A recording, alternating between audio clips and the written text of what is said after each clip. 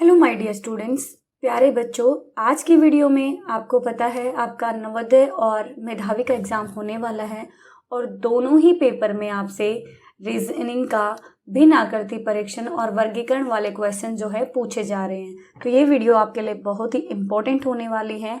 Class 4 और class 5 दोनों के लिए ही इम्पोर्टेंट है, तो ध्यान से देखेंगे और समझेंगे।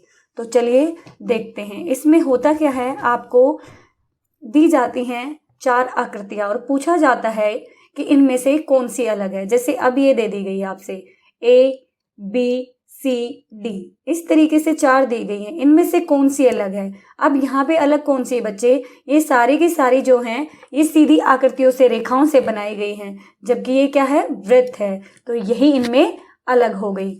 ये मुझे दिखाने का आपको ये था कि आपको समझ में आए कि क्यों अलग है। अब अगला देखें, आकृति को साधकों का परिणाम। अब फिर से हमें यहाँ पे पूछा गया है कि 4 आकृतियां अलग कौन सी है।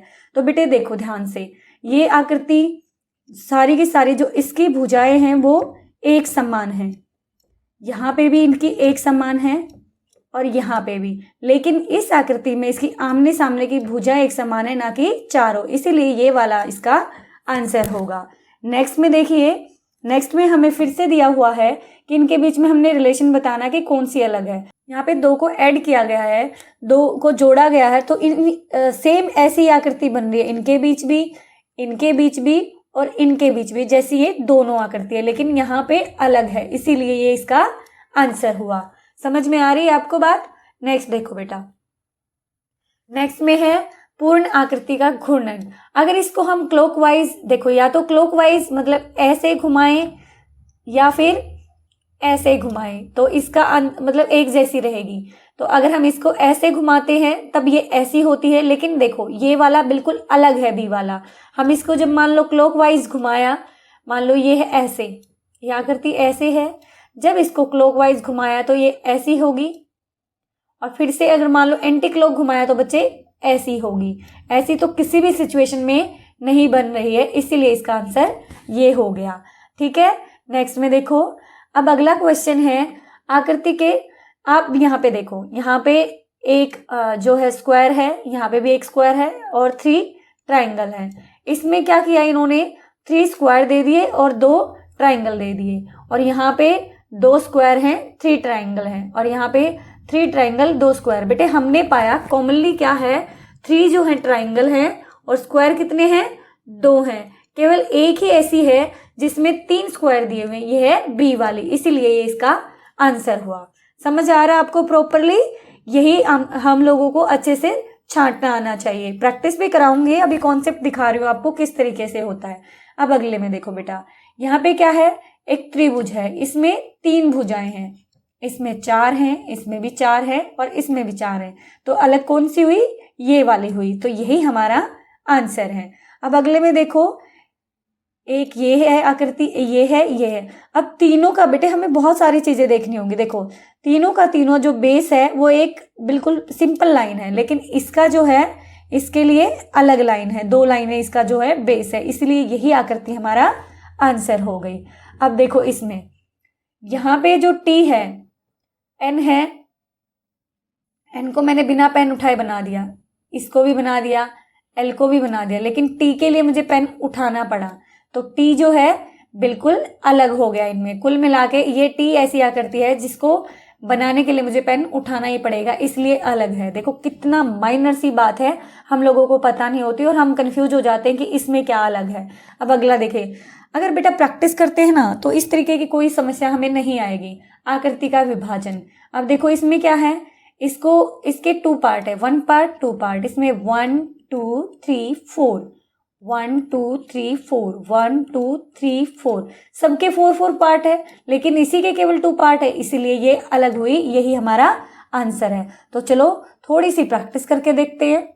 अब देखो इसमें, अब इसमें क्या है बेटे, इसका आंसर देखो आप क्या होगा।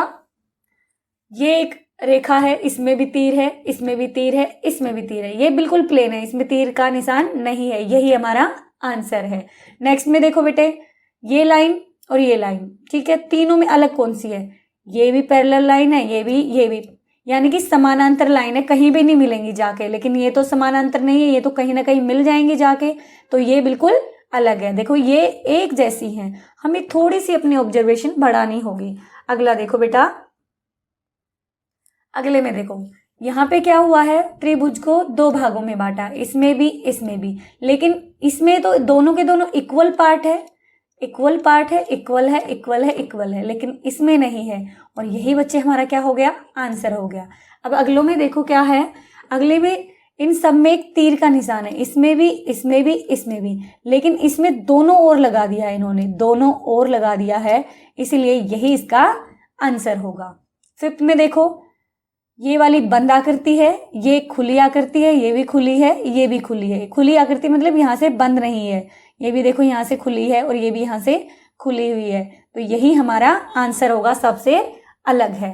अब इसमें देखो बेटे, अब इसमें हमने ध्यान से क्या चीज देखनी है, देखो इसमें भी इसके तीन के तीन तीर के निशान नीचे हैं, इसमें एक साइड है, इसमें एक साइड है, मतलब डायरेक्शन एक है तीनों की, लेकिन ये ऐसा ऑप्शन है जिसमें इसके तीनों के तीन की अलग थलग है, तो इसलिए इसका आंसर ये हुआ।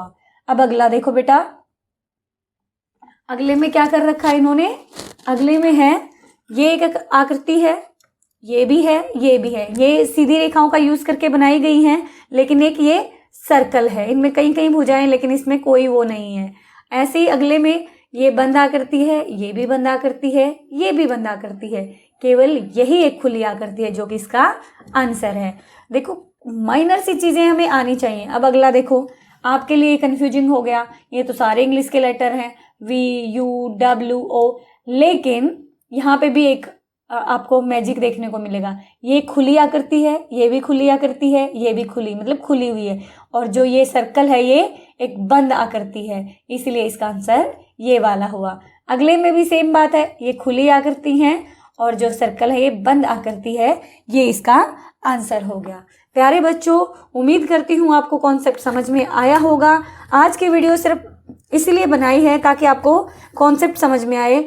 अगर आप चाहते हैं कि मैं इसी तरीके से आपको अभ्यास कराऊं, पूरी रीजनिंग ऐसे ही करवाऊं, तो मुझे कमेंट बॉक्स में जरूर लिखना कि मैम हम इसे कंटिन्यू करना चाहते हैं। ये सीरीज में तभी कंटिन्यू करूंगी तब आपको पसंद आएगी। ठीक है प्यारे बच्चों, ऐसे ही मैं मैथ्स की, जीके की, सबकी कंटिन्यू कर सकती हूँ, आप मुझे कमेंट करके बताना।